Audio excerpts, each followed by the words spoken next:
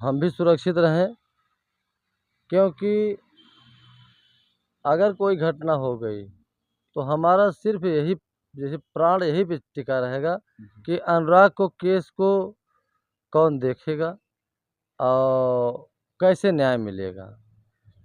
मैं जिंदा हूँ तो मैं अपने आप को गर्व रखता हूँ कि मैं उस मामले को किसी भी हालात में मैं रहूँगा, उस मामला को ज़रूर मैं न्याय दिला के रहूँगा। क्योंकि देखिए, मैं भले शरीर मेरी बहुत ज़्यादा थी लेकिन आधी हो गई है, फिर भी ये दम तोड़ने वाला मैं नहीं हूँ। उस केस की मैं लड़ूंगा और जीत दिलाऊंगा। ये आपके चैनल पे कह रहे हैं। सिर्फ अचानक पीछे से कोई वार ना करे। अगर आना हो, ये भी कहते हैं हम, अगर आना हो तो सामने से कह के आए तो उसको समझ में आ जाएगा। आड़ से तो भाई कोई किसी को मार सकता है, किसी को मार सकता है, चाहे जो रहे। तो सामने से विरोधी की हिम्मत नहीं है आ जाए, और जब भी करेंगे वार तो आड़ से ही करेंगे, छुपे रुस्तम में करेंगे।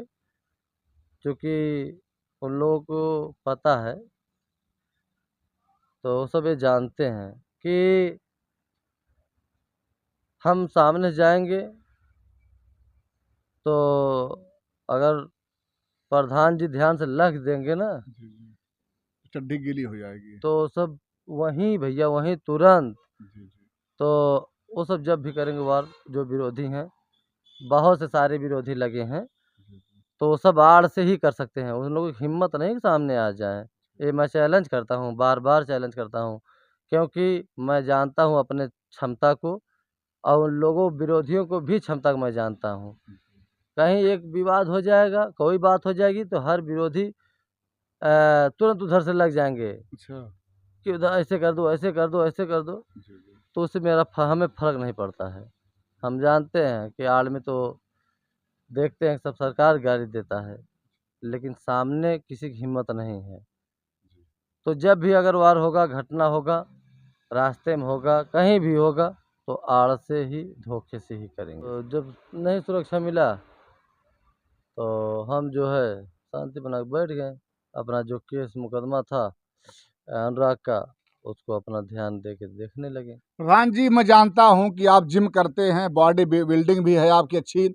आपके लिए 2 से 4 लोग बहुत बड़ी बात नहीं है। अगर सामने आ ही जाएंगे तो आप निपट लेंगे, लेकिन अगर कोई वेपन से लेकर अगर हमला कर, क्या करेंगे उसके लिए आप? देखिए भैया, सामने से कोई नहीं आता है। जो अगर घटना करने वाला है तो वो अचानक करेगा,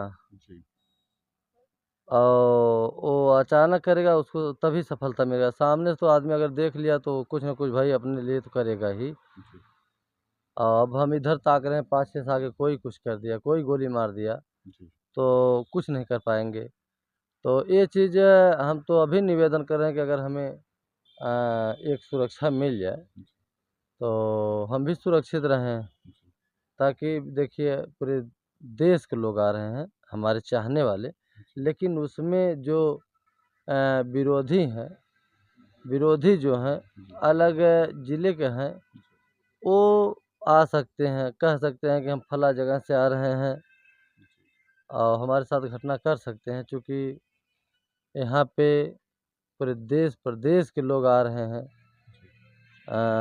पता करके करके, और दूर दराज के आ रहे हैं। सबका यहाँ स्वागत हो रहा है, सम्मान हो रहा है। भाई मुझसे मिले अगर कोई आएगा तो मेरा कर्तव्य, मेरा दायित्व है कि मैं उसका सेफ्टी रखूं और सुरक्षित रखूं, हर व्यवस्था उनका देखूं मैं। प्रधान जी, ये भी हो सकता है कि कोई दरिंदा वो आपको कह के आए कि प्रधान जी, हमारे बहुत बड़े प्रेमी हैं, आपसे मिलना चाह रहे हैं, और अगर कहीं कोई अनहोनी हो गया तो क्या उस समय अगर प्रशासन आपको, हम कह रहे हैं कि एम्बुलेंस दे दे, आपको 1000 सिक्योरिटी दे, तो क्या होने वाला है? देखिए भैया, अगर कोई घटना घटने के बाद अगर कुछ होगा तो कोई मतलब उसका नहीं है।